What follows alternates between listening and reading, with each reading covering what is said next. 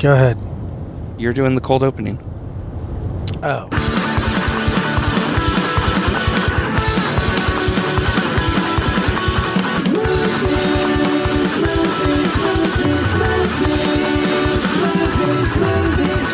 Welcome to the Film Threat Podcast. I am that Chris Gore. Joined as always by Anthony Ray Bench. How's it going, everybody? And we're this is one of our this is one of the final episodes of the Film Threat Podcast addressing the Sundance Film Festival. Hey, I'm just gonna interrupt here. Basically, I'm sure you guys can kind of pick up on something being off in this episode. Let me just give you a little bit of context. We were on our way back from Park City, and we decided to stop off in Las Vegas, and we went to a buffet at a casino, which I'm not going to mention what casino it is because I don't want to open us up to the possibility of us getting into any trouble. But let's just say it rhymes with Daria. Anyways, Chris decided to get the all-you-can-drink from their buffet, and he really took advantage of that. I got the buffet, and now I have food poisoning. I'm actually in my bathroom at my apartment. I've been kind of frequenting the bathroom for the last 3 days, and I feel like absolute dog shit, but Chris really wanted me to record some wraparounds and give context because the episode is very, well, you'll see. Our time at Park City is coming to an end, Chris. It's coming to a close. And but I'm so sad about that. True. But we still have a lot to talk about. We have to talk about... Did we talk about paint?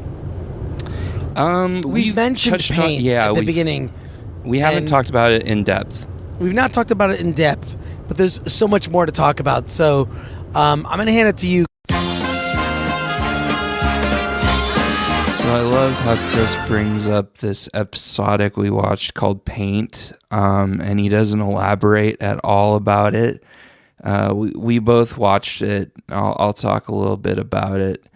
It's basically about these artists, and to me, it kind of gave me a little bit of a Clerks vibe, like Kevin Smith doing Clerks, like they're foul-mouthed, and the humor is really kind of raunchy, but there's two separate storylines. One of the storylines involves a young woman meeting her favorite artist and kind of basically sleeping with him, and what happens after that, he's kind of this old cantankerous guy. And the other storyline involves this painter who wants to do something kind of out there and bold, and he wants to examine the relationship between a mother and son, and he wants to paint his mother nude, and she isn't okay with that, so he hires a photographer, and something happens between the photographer and the mother. It's really funny. The dialogue is very sharp. Chris, if he was on here, he would say that it doesn't remind him of Kevin Smith or Clerks, but he's not on here, so I'm going to say that it very much has that vibe, and he's fucking wrong. Anyways, back to the show. You have a particular movie that you want to talk about that's very important that we want to hear about. Yeah, so I saw Ophelia, and it stars Daisy Ridley. The Last Jedi. Yep. Wait a sec. Yes. Daisy Ridley is The Last Jedi. Yes. The title of Episode 8, The Last Jedi, many people might have thought that it was Mark Hamill as Luke Skywalker, or Luke Skywalker. I don't think The Last Jedi was Luke Skywalker. It's actually Rey. Okay. What's Rey's last name? We don't know her last name yet. Yeah, we don't know it yet. So, anyways, she's in a movie that, like, you could not stop talking about as we're driving home. We've crossed into Vegas territory. We've been hanging out. Like, you've been telling me about this movie. Why don't you tell someone other than me? Okay. So Ophelia is based on a book that tells the story of a secondary character from Shakespeare's play Hamlet. And in the play, Ophelia is the love interest, and she kind of pops up in the book every now and then. Doesn't really have too much of a significant role in the play. But apparently there was a novel that came out a few years ago where it's basically the story of Hamlet from her perspective. And they made a movie about it starring Daisy Ridley as Ophelia, Naomi Watts as Queen Gertrude, Clive Owens as Claudius, and a few other people that I just off the top of my head and in the car where I can't look it up. I can't remember. But the movie is fantastic. It's an original take on a story that everybody knows. I mean, if you don't think you know Hamlet, I mean, you've seen The Lion King, you know Hamlet. It's basically the same story in a lot of ways. The cinematography is just gorgeous. The set design, everything in this movie just looks like a big budget, like blockbuster production, but it's not. It's relatively small indie movie. It has a very pro-feminist message, which is basically, guys, fuck everything up.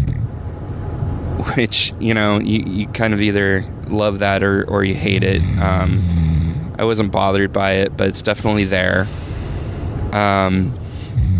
But yeah, I think this was probably my second favorite movie at the festival, I would have to say.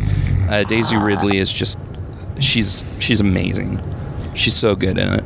Well, first of all, that's a really bold statement. I'm a bold person, Chris. To say that about the film is quite an endorsement. Mm-hmm. Yeah, well, it's just... and I'm not even that big of a Shakespeare fan. I mean, I graduated with a bachelor's in English literature, and I'm more of a Milton fan. Like, Shakespeare didn't really interest me. But maybe it's because it was kind of a new take and something I'd never seen before with, something so familiar. Maybe that's why I gravitated towards it so much. Like colorful costumes? Yes, very, very cool costumes, very, time period esque, if you will. That's impressive. Yeah, a really cool sword fight. Like, there's not a lot of blood or gore. Like, there's not a lot of battles or anything. I mean, in the end, like, people that know the play, like, shit goes down, and it's really cool, and it's really well done. Almost kind of like, it reminded me of the Red Wedding in Game of Thrones. Ooh, I love Game of Thrones. But other than that, it's a character story. It's about her kind of really just kind of transversing like the political climate, like her trying to keep like Hamlet cool, calm, and collected, and obviously that doesn't work out.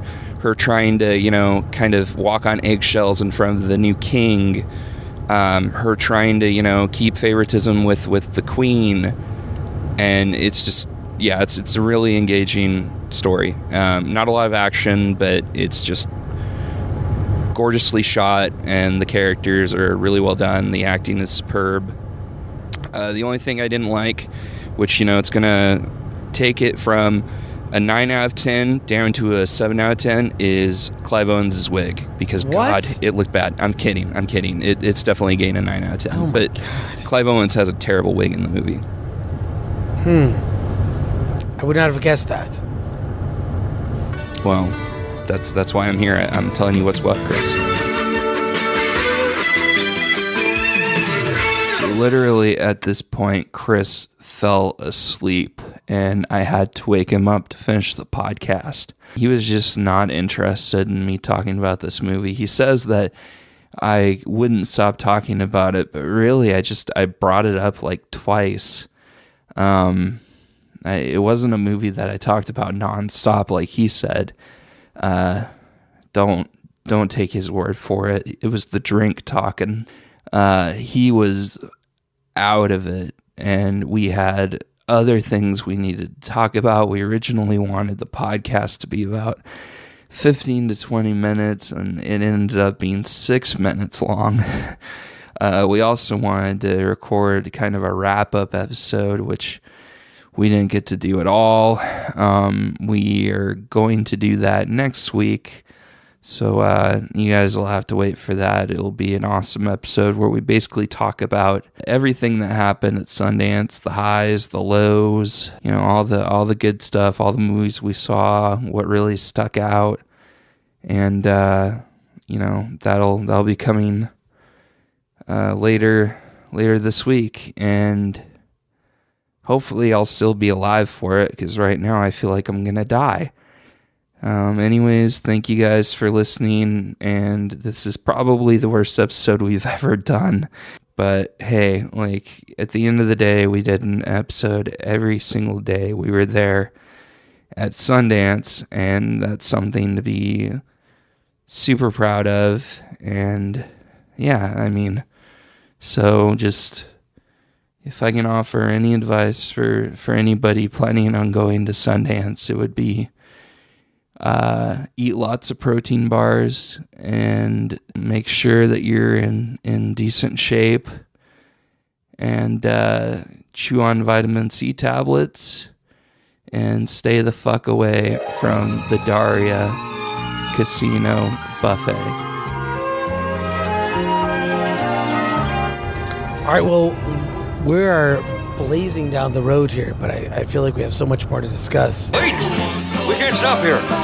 This is bad country. That's true. But I can feel at least my energy kind of on the wane. Yeah. So let's get out of here. I really have to actually stop. All right, let's get out of here.